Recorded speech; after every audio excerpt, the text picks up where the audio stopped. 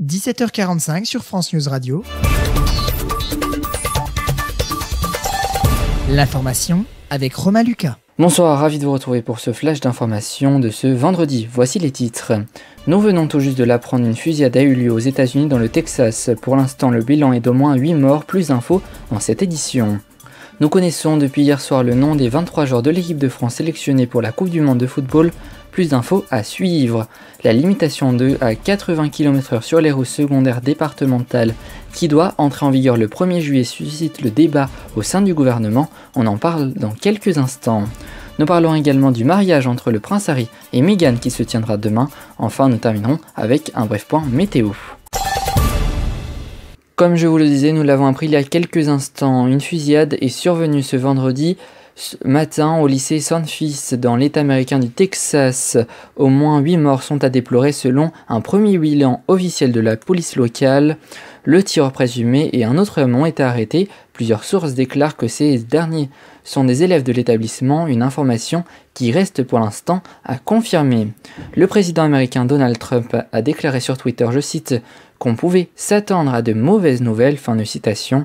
Rappelons que ce dernier est un pro à l'armement. Vous pouvez évidemment suivre l'avancée des informations sur notre site internet et notre Twitter.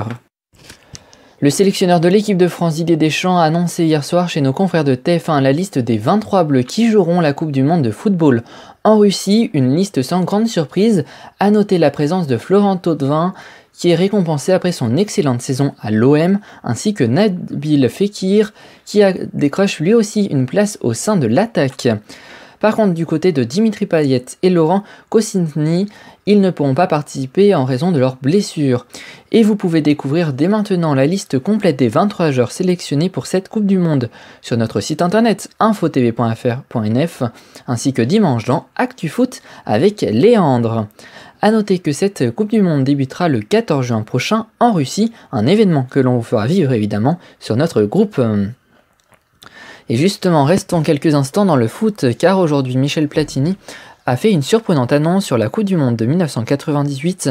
En effet, l'ancien joueur a indiqué qu'une petite magouille sur les plannings de jeu a permis d'éviter une confrontation entre la France et le Brésil avant la finale lors de la Coupe du Monde remportée par les Bleus en 1998. Rappelons que Michel Platini a été à l'époque coprésident du comité français d'organisation de la Coupe du Monde.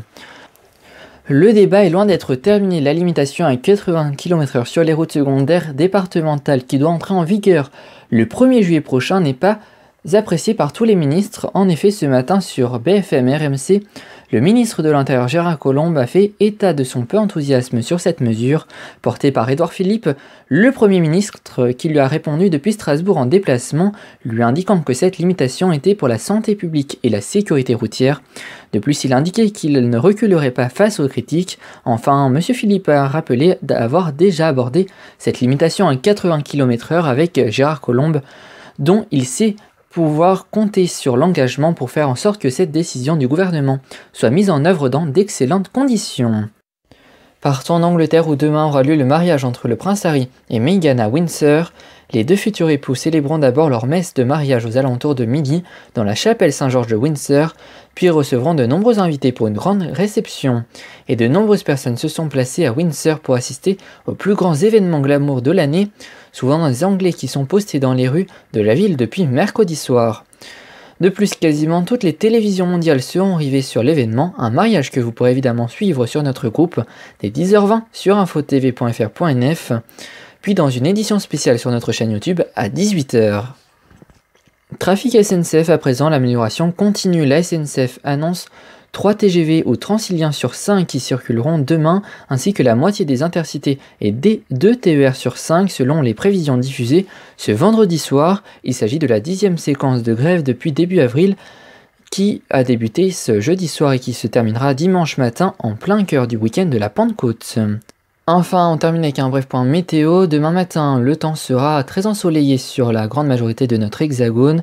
À noter quelques nuages sur les Pyrénées et l'ouest de notre pays. Les températures iront de 13 à 23 degrés.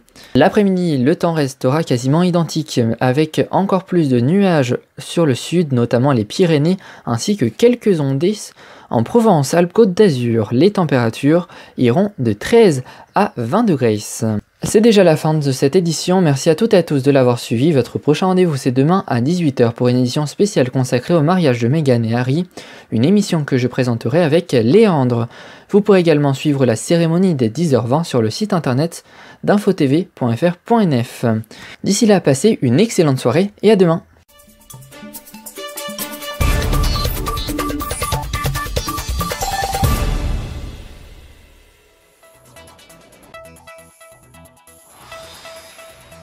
Samedi, Info TV va vous faire vivre le mariage du prince Harry et de Meghan.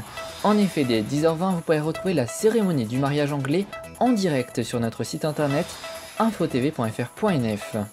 Puis vous pourrez retrouver une édition spéciale à 18 h sur la chaîne YouTube d'Info TV, présentée par Léandre Patron et Romain Lucas. Je vous retrouve le samedi 19 mai à 18 h sur Info TV en compagnie de Romain Lucas pour vous débriefer le mariage princier et vous parler du couple Harry et Meghan. Vivez l'événement glamour de l'année avec le couple Info TV.